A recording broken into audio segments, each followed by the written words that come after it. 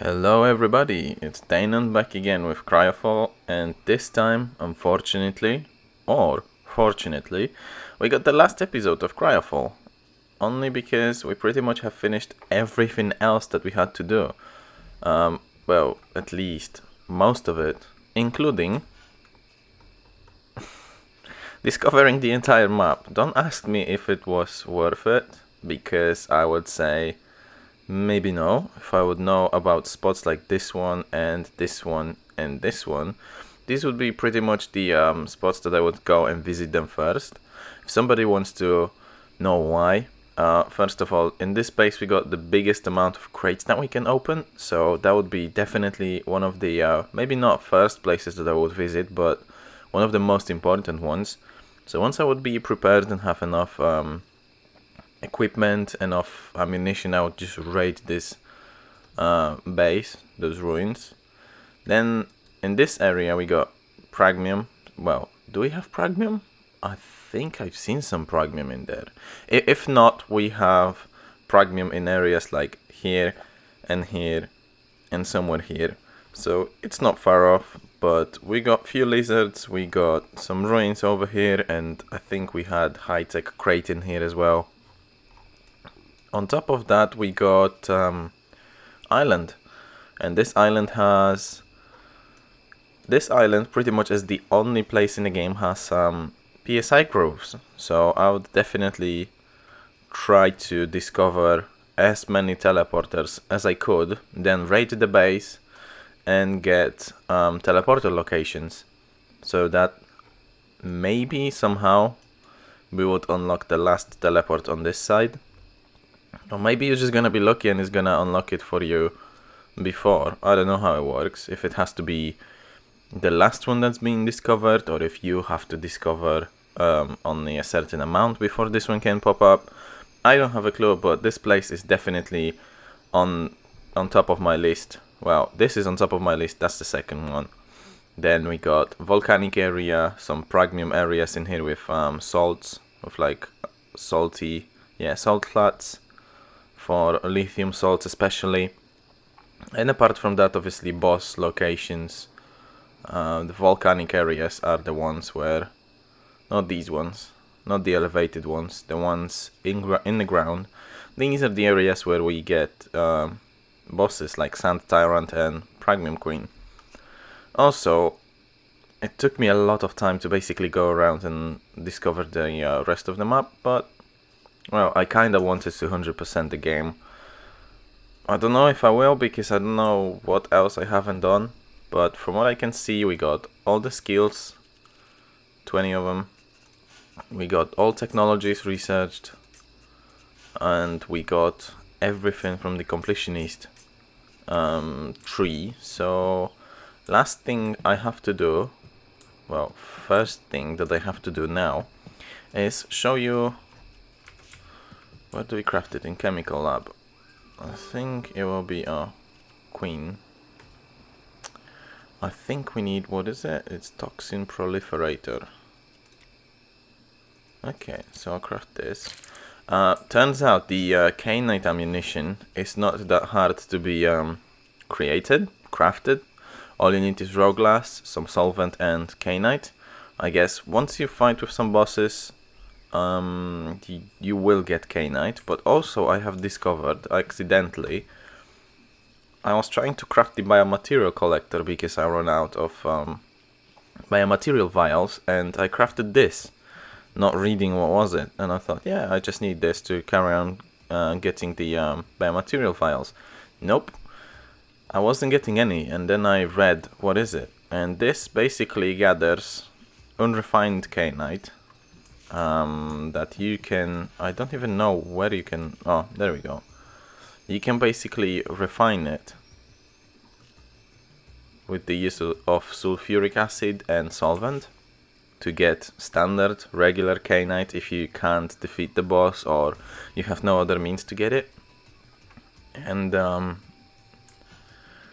yeah, this would be your alternative source of Keinite, but I crafted about 12,000 of these. Obviously I got higher rates, but the limiting factor for you will be probably either Keinite or solvent, because you need to have a lot of industrial chemicals.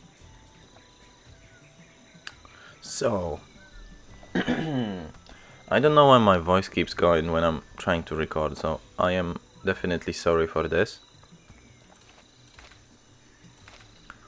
Okay, so I'll show you the toxin proliferator, and I'll show you the swarm launcher. So this thing has quite a big range, and it does a bit of damage compared especially to our conventional weaponry like light rifles.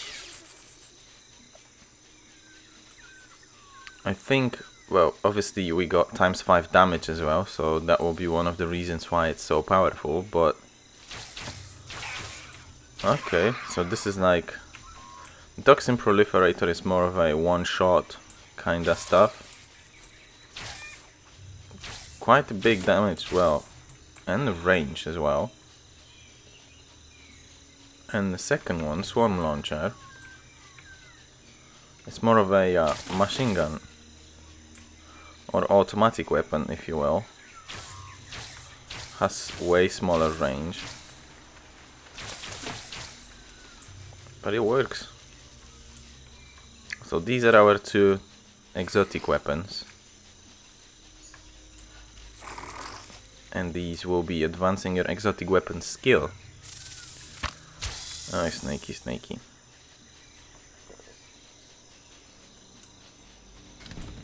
So, what can we do right now is, I think, next thing on our list is this. I separated it into the pile only because, you know what's gonna happen now? We're gonna get the Nemesis Mech, and I need some fuel for him. I don't really know if I got any left. Okay, I'll just pinch something from... okay. Never mind, I'll get it from here. Kinda looks cool. Definitely like an alien technology or alien being. So, anything associated with Nemesis, you can only craft in chemical bench. Kinda makes sense because you're making it mainly from raw insect meats and stuff. So let me put this away.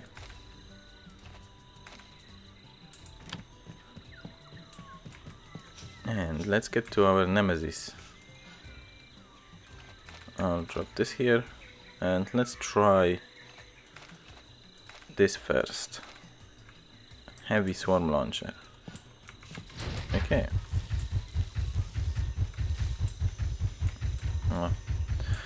Duh. I forgot I can't go through the doors with them. Not good, not good. Okay, so this is like the energy cannon from Behemoth. How about the other one? This is probably going to be like a... Oh wow. Really?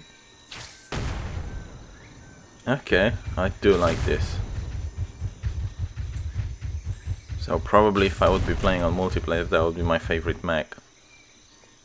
Even though it has less health than Manual. Manual has... So we got Skipper that has 450, we got Manual that has 600, and we got Behemoth that has 1000. So in terms of survivability, it's gonna be slightly better than Skipper, but worse than Manual and Behemoth. But with the weapons that it has, I think it would be a formidable opponent. Unfortunately, it takes 10 bullets of Keinite per shot, but I guess it definitely does its job. So just place him here on our display. So yeah, there we go. in terms of survivability, we got Skipper, Nemesis, Manu, and Behemoth. And also I got one more thing here in Behemoth. We never tried the cannon that he had. And all it basically does is like grenade launcher, but with way higher damage. So, well, wish I have taken him for the Pragmium Queen. Probably this would make our life easier. So, I think that's for exotic weapons. Let me just take a look. Okay, so obviously we got the comparison between Hoverboard MK1 and MK2 done. We got our mechs. We got Behemoth checked out. We crafted Nemesis. We talked about Unrefined Keinite. Now we need to technically finish the game. That's pretty much the only thing we got left to do. Because also, one thing I can confirm is in the last episode we've been trying to hunt for, what was it? I think it was seeds for the only flower, yellow flower, and the third one. I'm not sure what's the name of it. Let me just check. Yeah, so blue sage, yellow flower, and only flower. So these three have to be harvested along all of these ones. So potato, tomato, bell pepper, cucumber, carrot, rice, chili pepper, milk melon, spices, and tobacco. So these three have to be harvested with everything else for you to be able to get the achievement on Steam, if you even going for it.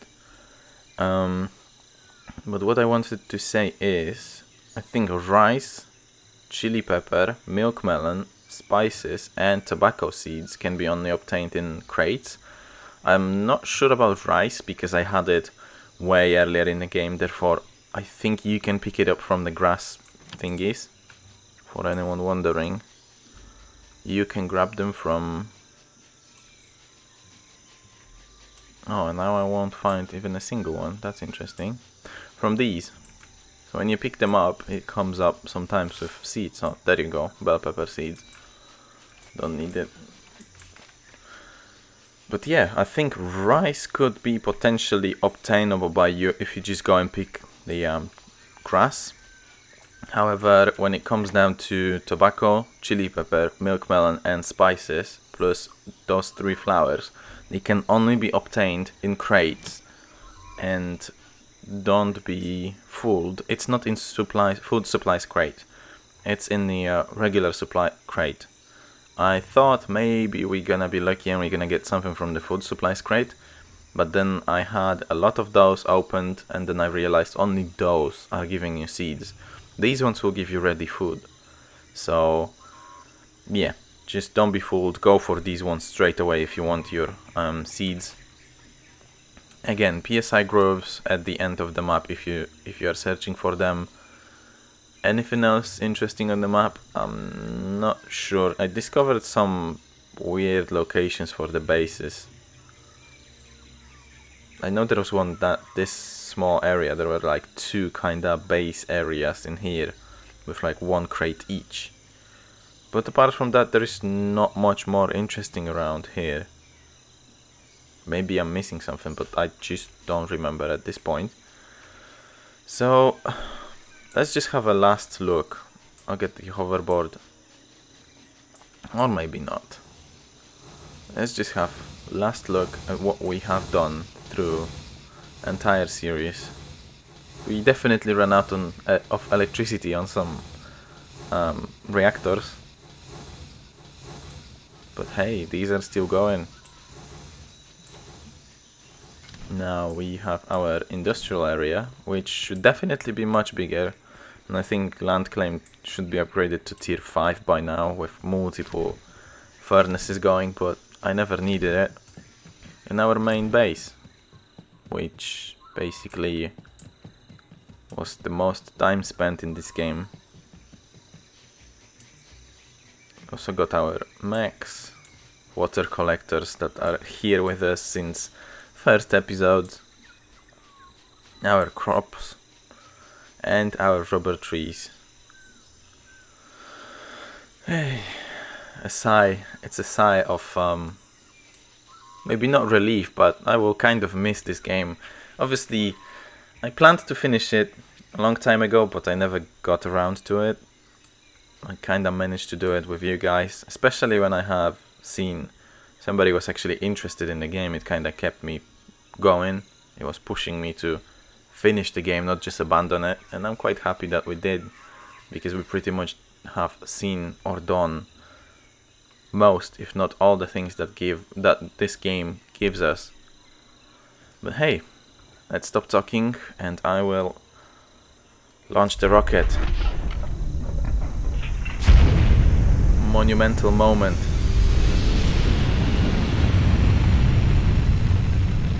Okay, just got the achievement as well.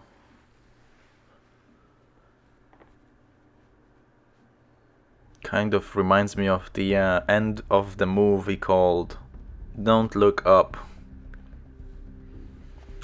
Wait, I have to say thank you, Atomic Torch Studio. If anyone will ever get to this point from you guys, thank you for giving us this amazing game.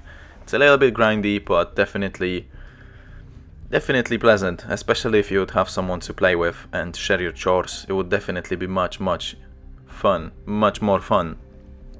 Also, I have to say thank you for whoever stayed till the end or at any given point started watching this series. Thank you so much for your support. I think now we just can move on to other games, and maybe, just hopefully, they will be more interesting for you to watch, because I know CryoFall, it is an interesting game to play, but not so much to watch, especially when you kinda got a lot of things to do, a lot of same things sometimes. But hey, I do thank you, and what else could I say? We finished the game, which doesn't happen too often for me. I think it will happen a little bit more often now that I'm recording kind of a library of games that I finished. But at the very end, I want to say once again, thank you so much. Dev said thank you for playing. I will say thank you for giving this game to us. Thank you for your time, guys, and I will see you in the next series of... I will not say what kind of game. Oh, I've noticed we can start New Game Plus, which probably means we get to keep our stuff. But it will be harder? I don't know. I'll check it out. Anyways, I will see you in the next one. Danon out.